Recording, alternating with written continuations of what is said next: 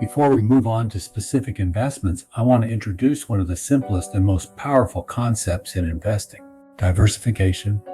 You've probably heard the old saying, don't put all your eggs in one basket. That's exactly what diversification is. Imagine you're carrying a basket with 10 eggs.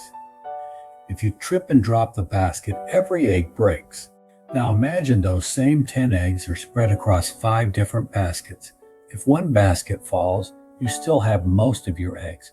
Investing works the same way. The goal of diversification is simple: reduce the damage that any one investment can do to your overall financial plan. Let's start with an example. Suppose you believe a particular company has a bright future. Maybe it's a company you use every day. Maybe it's a company you've read about online. Maybe it's the company you work for. So you invest all of your money into that one stock. What happens if you're right? You could do very well. But what happens if you're wrong? What if the company struggles?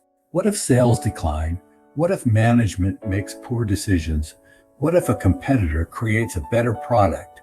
What if the entire industry experiences problems? Suddenly, your entire financial future depends on one company. That's a lot of risk. Now compare that to owning a fund that holds hundreds or even thousands of companies.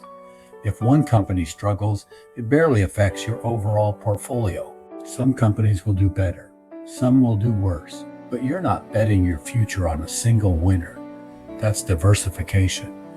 And diversification isn't just about owning many companies, it's also about owning different types of companies: large companies, small companies, technology companies, healthcare companies, manufacturing companies, consumer products companies, companies located in the United States, companies located around the world.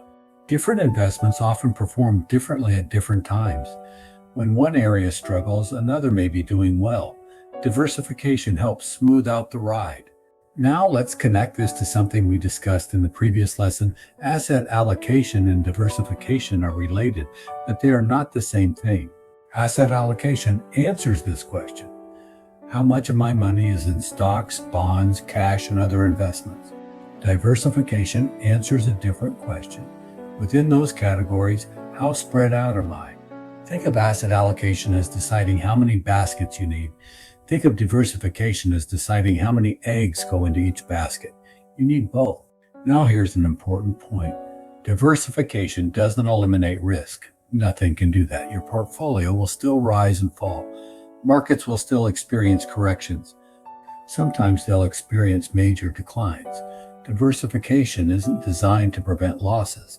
It's designed to prevent one bad decision or one bad investment from destroying your entire plan. Many investors learn this lesson the hard way. They become convinced they've found the next great investment. They put too much money into one stock, one cryptocurrency, one real estate project, or one hot trend. Then something unexpected happens. The investment falls, and because they concentrated too much of their money in one place, the damage becomes difficult to recover from. Diversification helps protect us from our own overconfidence. Now open your workbook to the quick diversification check. Take a few minutes and answer these questions. How many individual company stocks do you own directly? How much of your portfolio is invested in any one company or fund? Are you more diversified than you thought, or less diversified than you thought? Remember, this isn't about being perfect. It's about becoming aware of where your risks are concentrated. One of the easiest ways to achieve broad diversification is through low-cost index funds and ETFs.